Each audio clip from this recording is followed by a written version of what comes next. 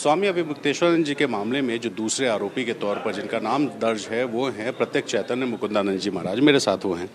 मुकुंदानंद जी, इस मामले में आप दूसरे आरोपी के तौर पे क्या कहेंगे? क्या कहना है, एक दंडी सन्यासी जिसने सपने में भी ऐसा कल्पना नहीं किया था, उसको योगी आदित्यनाथ के सरकार में आरोपी बना दिया गया। आरोपी बनकर के आपसे बात कर रहा है, अब क्या कहना बचा रह गया है? क्यों हो रहा है? उन बच्चों को आप जानते हैं, आशुतोष महाराज को आप जानते हैं, व्यक्तिगत तौर पे क्या जान पहचान थी? कभी मेल मुलाकात हुई? नहीं, आशुतोष ये जो 76A नाम का जो हिस्ट्री सीटर है वो उसका ये जीवन भर का काम रहा है। उसने क्या किया, उसके ऊपर खुद के ऊपर लगभग 21 से अधिक मुकदमे हैं, ये तो प्रकाशित हो चुके, 27 के करीब मुकदमे हैं उसके ऊपर, और 105 मुकदमे उसने लोगों के ऊपर झूठे कर दिया है। इसकी सत्यता पर जांच कर लीजिएगा। उसने जीवन भर यही काम किया है। जिन बच्चों की बात कही जा रही है वो बच्चे कभी भी हमारे किसी भी विद्यालय में उनका कभी प्रवेश नहीं हुआ, कभी वो बच्चे हमारे सामने नहीं आए, कभी वो पूज्य शंकराचार्य जी महाराज के दर्शन करने नहीं आए।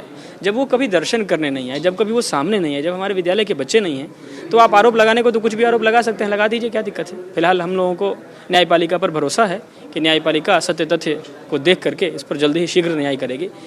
एक बात ज़रूर कहना है कि बात केवल एक व्यक्ति की नहीं है, इसकी गंभीरता को समझने की आवश्यकता है। हमारी आस्था, हमारी भावना जिनसे जुड़ी हुई है, उन आचार्य पीठ से संबंधित बात है।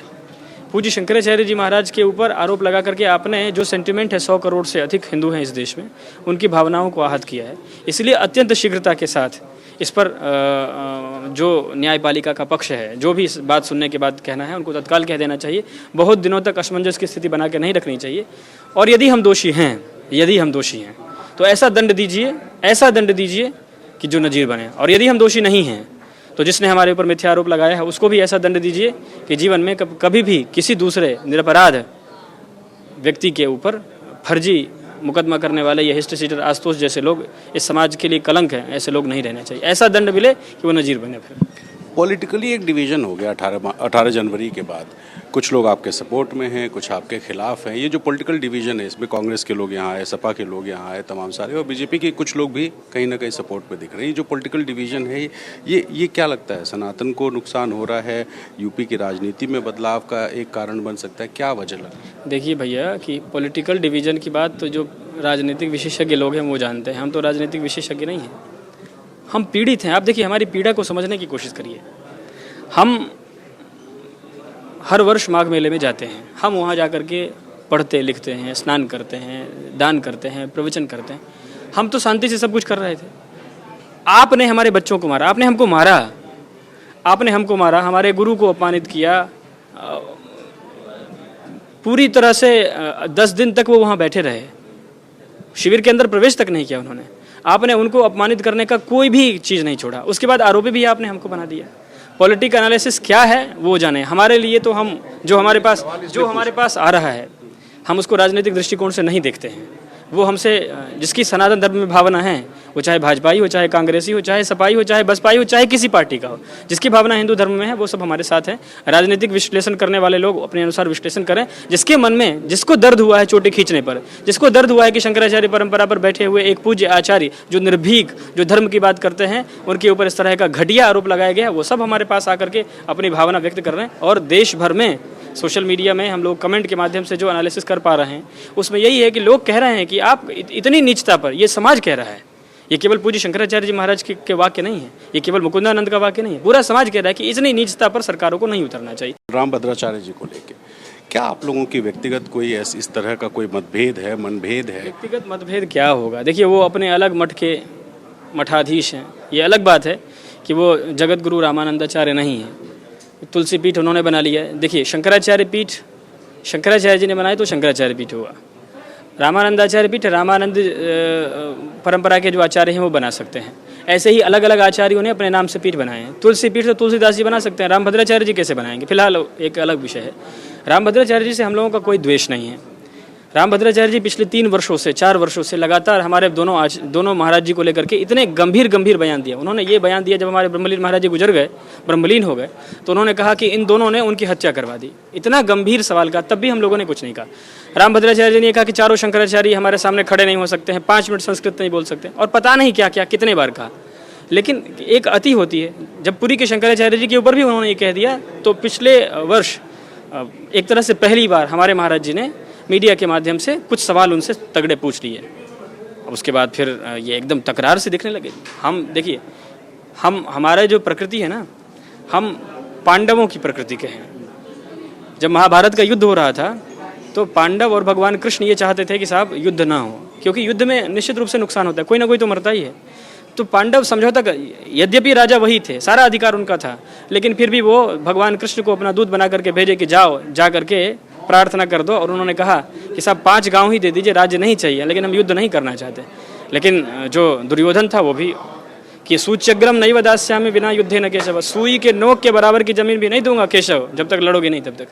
तो युद्ध तो हम चाहते ही नहीं हैं, और वैसे भी किसी से क्यों लड़ना है। हमको अपना सकारात्मक जो रुचि संपन्न चीज़ें हैं उसको करना है, देश समाज के लिए अच्छा काम करना है।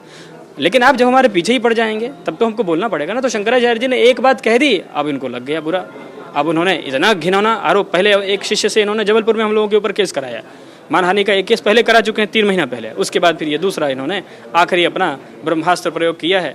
लेकिन झूठ तो झूठ ही होता है ना, कितना भी आप कर लीजिए, झूठ निश्चित रूप से झूठ है, वो ज़्यादा दिन तक सत्य के धरातल पर वो टिक नहीं पाएगा, वो नष्ट हो जाएगा। और जब वो नष्ट हो जाएगा तब आप क्या मुँह दिखाएंगे समाज को। वैसे भी आप समाज को देख नहीं सकते हैं। फिलहाल हम आपकी निंदा नहीं कर रहे इस मामले में कि आप अंधे हैं।